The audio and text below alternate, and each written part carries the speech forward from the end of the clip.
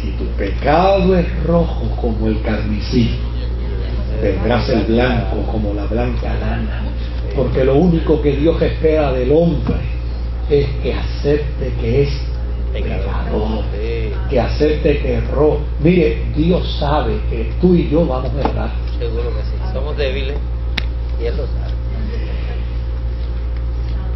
La gran tontería del hombre es pensar que no va a errar.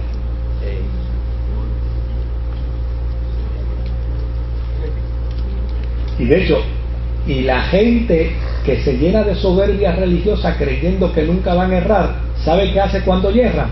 Esconden su pecado. Porque Dios mío, si se enteran que fallé, si se enteran que pequé, si se enteran que hice este pecado, me hacen pedazos. Y le tienen más miedo a lo que digan que a lo que... Entonces desarrollan un sentido de paranoia Sí. frente a Dios. Porque a fin de cuentas, entonces, y respetan a Dios para respetar al hombre. No, mi imagen, ¿qué dirán de mí? Cuando se enteren que yo fallé, cuando se enteren que yo... Claro, la respuesta bíblica, pues te caíste y Dios te levantó. Y cuando Dios levanta, ¿quién tumba? Gloria ¿Te das cuenta? Gloria a Dios. Ante ese planteamiento, aquí está el Evangelio en miniatura. Job diciéndole a Dios, me arrepiento hasta el polvo de haberte fallado. Y de inmediato, Dios dice, hey, Elifaz, ¿para dónde vas? No se crea, estoy enfogonado contigo y con tus amigos también. Porque a diferencia de mi siervo Job, ¿qué hizo la diferencia? ¿Se acuerdan cuando hemos dicho que la Biblia dice que David era conforme al corazón de Dios? ¿Y qué lo hacía conforme al corazón de Dios? No pecar. Estaba en la voluntad. Lo hacía conforme al corazón de Dios, porque cuando él tenía un plan y Dios le decía, ese plan no es, David decía, pues si eso es lo que tú quieres, lo que tú quieras será. Y eso es lo que ha hecho Job. Dice, pero eso no lo han hecho ustedes. A diferencia de mi siervo Job, lo que ustedes han dicho de mí no es verdad. Aquí prueba su tesis el autor de Job. El que sufre no sufre por pecado, sufre porque es parte del peregrinar el sufrimiento. Y seguimos. Yo tengo que terminar hoy, pues no puedo hacer otra cosa. Tomen ahora 7 toros y 7 carneros y vayan con mi siervo Job y ofrezcan un holocausto por ustedes mismos. Mi siervo Job orará por ustedes y yo atenderé la oración de Job y no los voy a hacer quedar en vergüenza porque él va a orar por ustedes. Y conste que a diferencia de mi siervo Job, lo que ustedes han dicho de mí no es verdad. Yo no soy el Dios que ustedes dicen que soy. Y seguimos.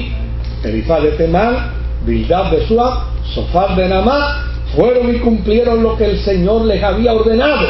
Y el Señor atendió a la oración de Job. Después de haber orado Job por sus amigos, el Señor lo hizo prosperar de nuevo y le dio 2 veces más de lo que antes tenía. Todos sus hermanos y hermanas y todos los que antes lo habían conocido y lo habían abandonado sin vergüenza, ahora van a su casa y celebran con él un banquete. Lo animaron, lo consolaron por todas sus calamidades que el Señor le había enviado. Y cada uno de ellos le dio una moneda de oro y un anillo de oro. El Señor bendijo más los últimos años de Job que los primeros, pues llegó a tener 14,000, antes tenía 7,000, antes tenías 3,000 camellos, 1,500 yuntas de bueyes, 500 asnas, y ahora tenía el doble. Tuvo también 14 hijos, antes tenía 7 y tenía 3 hijas y le dio 3 nada más.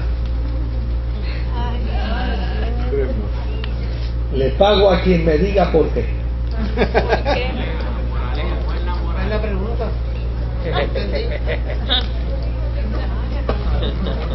A Job le habían matado 7 hijos 7. y 3 hijas, Correcto, eso es bien. ¿verdad? Ahora Dios le da 14, es decir, le da el doble de hijos. Le dio 7 nada más. Le dio 7 que anterior y 7 ahora. ajá, pero 3 hijas nada más. 3 veces. 3 hijas nada más. ¿Alguien sabe el por qué?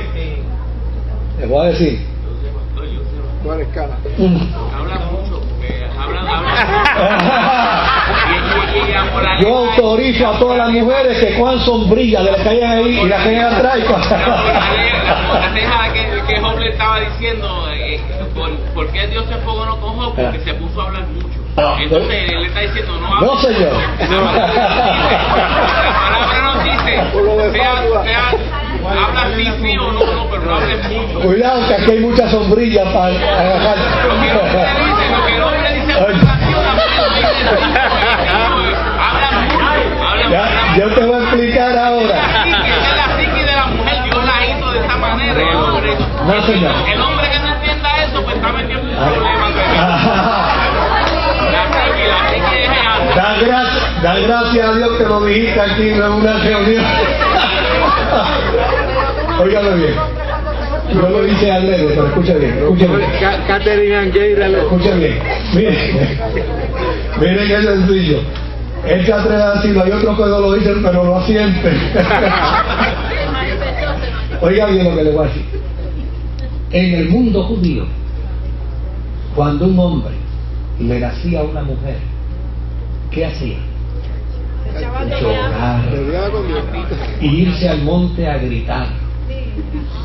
Job ha venido de gritar y de llorar. Y dentro de la cultura, no le van a repetir, no le van a dar el doble de qué. De los hijos. Eso es parte de qué. Eso es parte del estilo literario que está dentro de qué, del elemento cultural, y no lo podemos perder de vista. No tiene que ver absolutamente, yo no estoy diciendo eso de mi parte, es parte del contexto. Mire, cuando una mujer le nacía a un hombre, el hombre gritaba, el hombre lloraba, porque la mujer en el contexto judío era un cero a la izquierda. No podía labrar la tierra. Gracias a Dios por el Evangelio.